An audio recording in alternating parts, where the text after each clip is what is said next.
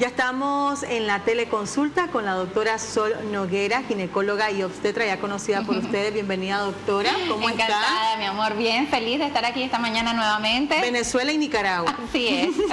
Si no lo sabían, verdad, ella es venezolana, pero ya la adoptamos acá en Nicaragua. Sí. ¿Cómo está, doctora? Súper bien. Bien, bien, relajada, Contenta. tranquila, agradeciendo a Dios por un día más de vida, ¿verdad? Porque este programa pues llega a muchos hogares, la información es sumamente importante para todas esas pacientes que día a día están desde su hogar y que reciben esta información que les da aclaratoria a muchas dudas. Eso es lo importante, educar, ¿verdad? Y recuerden que si tienen algún comentario, una consulta, incluso una sugerencia, ¿por qué no?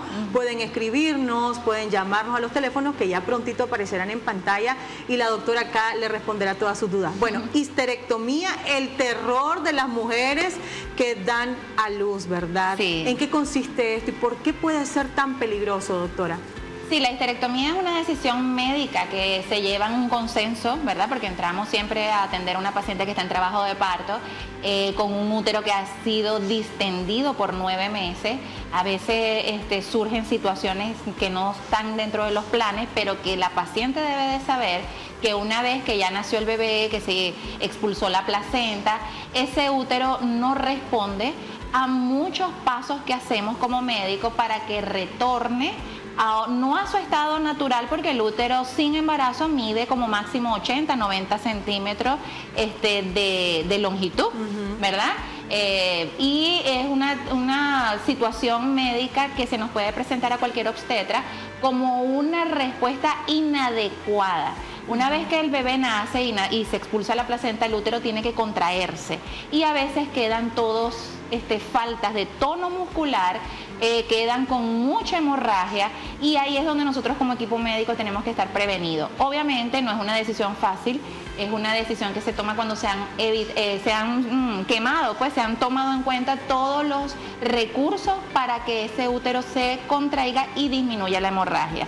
Frente a una hemorragia incalculablemente en cuanto a cantidad de sangre, el bienestar de la paciente, que no responde el útero, primeramente a un masaje, segundo a un tratamiento para que ayuden a la contractibilidad, como son las oxitocinas. Después se le aplican otros métodos más, como el balón, que lo vamos a discutir más adelante, las técnicas. Esto no hace que mejore el útero. Ya por último, frente al resguardo de la vida de la paciente, nosotros tenemos que decidir, frente al equipo que estaba presente en ese momento, que vamos a una histerectomía, que sería la extracción del útero, conservando sus ovarios, porque está en riesgo la vida de la paciente. Pero esto no se puede predecir, se puede prevenir, es decir, durante el embarazo, los chequeos médicos, el ultrasonido, ¿se puede decir que esta paciente puede estar en riesgo? Normalmente no se predice, no hay una forma que se diagnostique durante el embarazo, porque uno deja que el embarazo fluya. Claro. Y no vamos a estar restringiendo, no hay como restringir el crecimiento de un bebé o el crecimiento de la placenta o la formación de líquido del bebé, y eso hace que se distienda el útero. Obviamente tienen mayores riesgos de retornar ese útero a la normalidad las pacientes que tienen bebés muy grandes, las pacientes que han tenido varios embarazos, donde los receptores de oxitocina a nivel muscular del útero se vencen. Es un útero quizás que está ya a falta de esta respuesta a estas hormonas que te ayudan a recoger el útero, para que me pueda entender la población que está viendo el programa.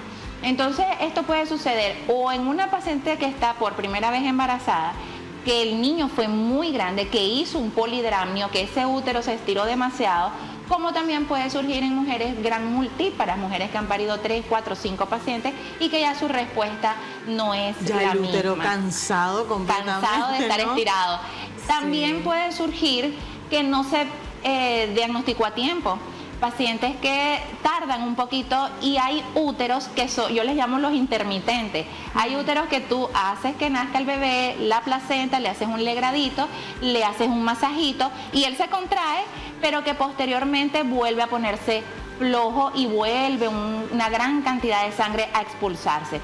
Entonces, en esa intermitencia, que de repente mejora, que de repente se vuelve a poner flojo, puede que esa paciente después pase a un área de recuperación o en su habitación y surja esta situación.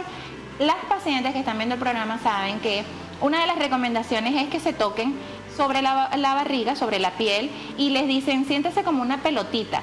Esa pelotita es la contractura del útero que tiene que empezar a descender a nivel umbilical los 2 primeros días, luego va a ir descendiendo debajo del ombligo, pero un útero que está supraumbilical, fatuo, flojo y con una gran hemorragia es criterio de alerta para evitar que la paciente se nos descompense y proponer las otras terapias para contrarrestar ese sangrado, contrarrestar esa falta de contractibilidad uterina que pueden conllevar hasta la muerte. Muchas mujeres que no fueron diagnosticadas a tiempo, no solo se les bajaron la hemoglobina a cifras muy bajas, uno transfunde a la paciente, hace el masaje, pone los medicamentos, la técnica de un balón inflado por encima, por dentro del útero para que él vuelva a sentirse como que está lleno y no caiga en esa fatuedad de músculo, pero a la final hay que evitar es la muerte materna. Es decir, porque obviamente se previene estando en la sala, ¿no? Cuando pasa a la sala de recuperación,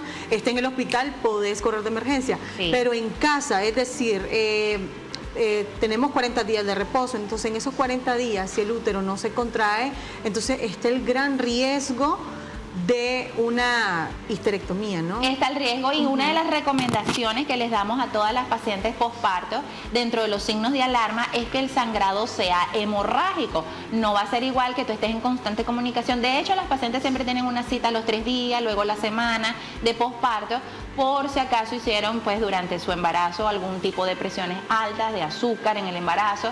No son pacientes que uno se va a olvidar. Ellas tienen mínimo, la mayoría de las pacientes tienen que acudir a los 7 días, sea parto o sea cesárea. Si es cesárea, tiene la cita del retiro de los puntos a los 8 días, 10 días, en su mayoría. Pero dentro de la epicrisis, cuando uno le da de alta a la paciente, uno le da dentro de las recomendaciones, si hay fiebre, mal olor vaginal, porque puede que haya quedado restos de placenta, fiebre también puede dar una mastitis, que se le acumule, ¿verdad?, leche en las mamas, o secreción purulenta por el pezón, secreción purulenta por los cicatrices, bien sea parto, cesárea, que se le infecte algún punto. Pero si esa paciente también tiene que saber que le puede venir una gran hemorragia como un chorro de agua y es criterio para irse al hospital. Identificar la cantidad de sangrado, y a eso iba mi pregunta, porque es el mismo sangrado, el de una cesárea al de una que tuvo parto natural. Sí, es prácticamente lo mismo porque el útero como tal no va a sangrar ni más ni menos porque haya sido cesárea. El útero está en esa fase de recuperación y las pacientes, hay algunas que ni sangran. A mí me llama la atención una que dicen, doctora, fíjese que al día siguiente, a los 2 días, una manchita. ¿Y eso es normal? Y es normal porque quizás su parte de contractura muscular a nivel uterino mejoró significativamente, o puede ser que esa paciente haya recibido algún método anticonceptivo posparto inmediato, llámese la inyección de los 3 meses, llámese el implante, y eso les secó el sangrado, a diferencia que hay otras que les viene un sangrado prolongado durante sus 40 días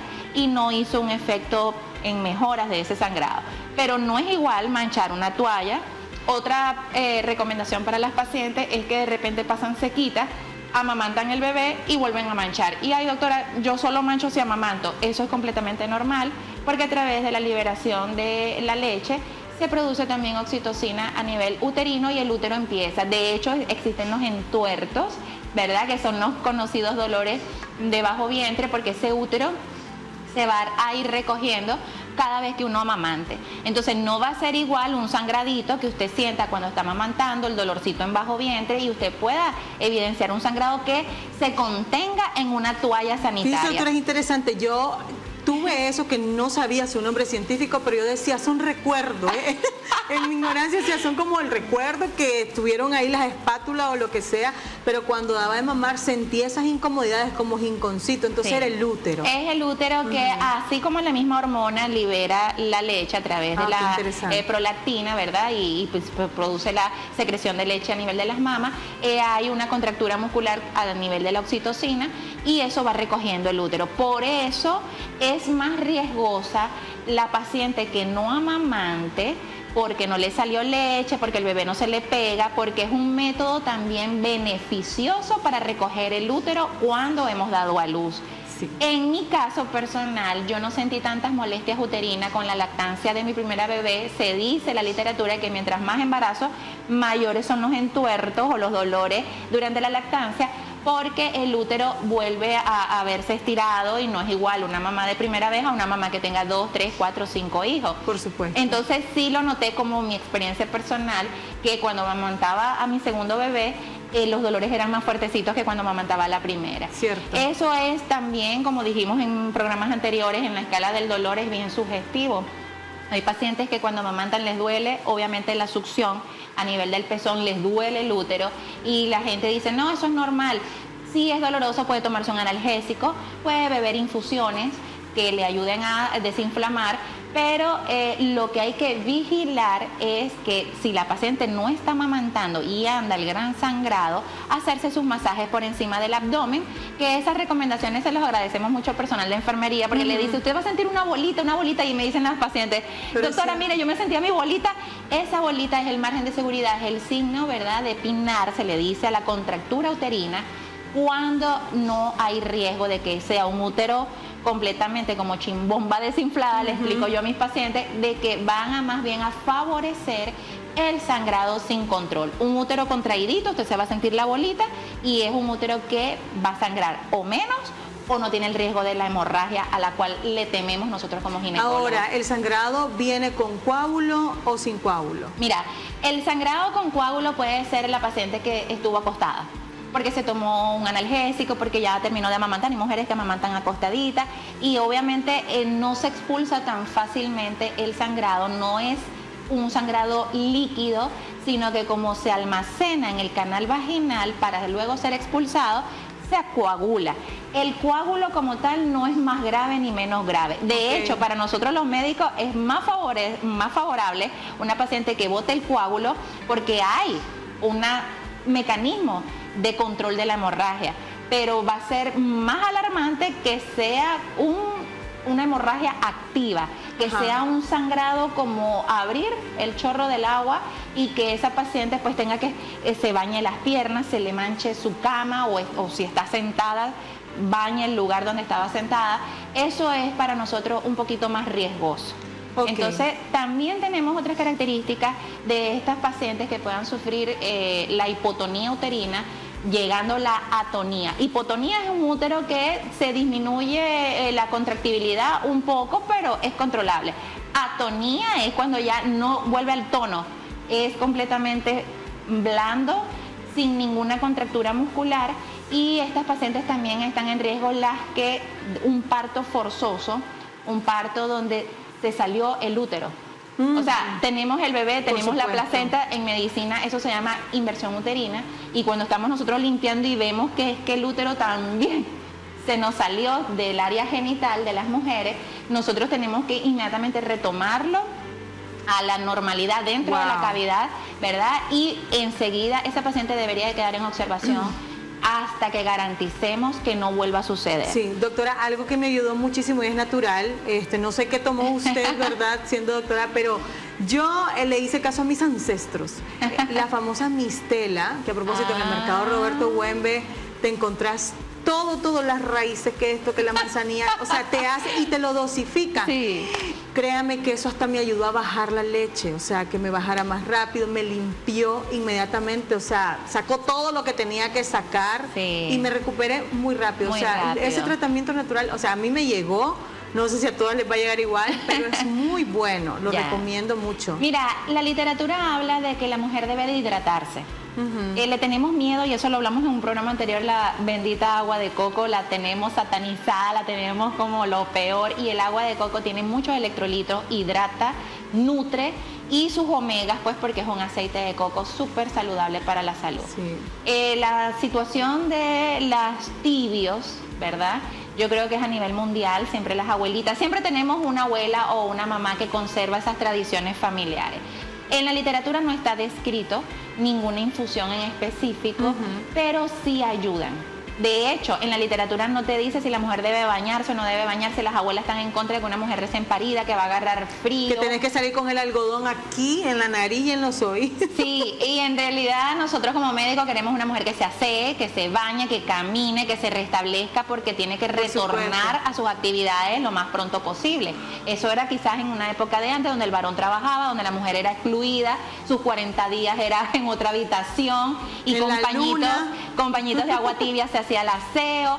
Y de una u otra manera nuestras abuelas dilataban más en la vida, ¿verdad? Había una mayor longevidad. Son abuelas, mi abuela en lo personal todavía está viva, tiene 99 años y quizás era lo que se esperaba en aquella época. Hoy día sufrimos de mayores cosas por el modernismo. No, imagínate, doctora, mi bisabuela hace poco acaba de fallecer, 93 años, nació en 1933. Imagínate, 1930. Qué belleza. Y era la vida saludable que se llevaba en aquella época. Sí. Ahora, lo que sí está descrito para la bajada de la leche es agua. Los libros hablan de 1 o 2 vasos de agua. Mujeres que no beben agua. Sí. Hay muchas mujeres que no les gusta el agua. Y con el clima en que estamos viviendo, para producir la leche necesitamos hidratarnos. Si usted puede consumir pues estas infusiones que te sirvió mucho a ti, lo tomaremos en cuenta. Sí. De hecho, yo a veces tengo que dar recomendaciones en la consulta. Les recomiendo la manzanilla, les recomiendo el té de canela, que tienen bastante efectos benéficos a nivel uterino. Exacto, es que la mistela, de hecho, que va dosificada, lleva todo eso. Lo del tibio, te digo, a mí sí, sí lo tomaba, la famosa cuajadita seca con tortilla, ¿no? Pero a ver si exageraste de estreñimiento, y para una mujer que tal vez le hicieron puntos, la unieron, no creo que sea tan indicado, ¿no? Pero la hidratación, sobre todo, muy importante. Incluso el agua de coco lo utilizan para elevar las plaquetas. Muchas sustancias. Yo me acuerdo que mi abuela me esperó recién dada a luz, porque es la tradición de la familia, con una sustancia de gallina de plumas negras, le decíamos gallina de patio. Gallina de patio, eso olía, me la llevaron a la clínica y eso olía en todo el pasillo, pero eso te levanta. Las mujeres me llaman, mis pacientes puérperas me dicen, doctora, estoy como debilita. El trabajo de parto, la cesárea, el bebé, los trasnochos, la lactancia, uno queda como medio mareado cuando baja la leche, y pueden continuar sus vitaminas prenatales durante el posparto. Yo de hecho les recomiendo mínimo los 40 días, pero si la pueden seguir tomando 6 meses o durante la lactancia, está normal que la siga tomando su hierro, su ácido fólico, sus vitaminas prenatales y su calcio. Muy bien. Ahora, ¿qué pasa después de una histerectomía? ¿Cómo vive la mujer? ¿Cómo es su vida? Lo contaremos luego de esta pausa comercial.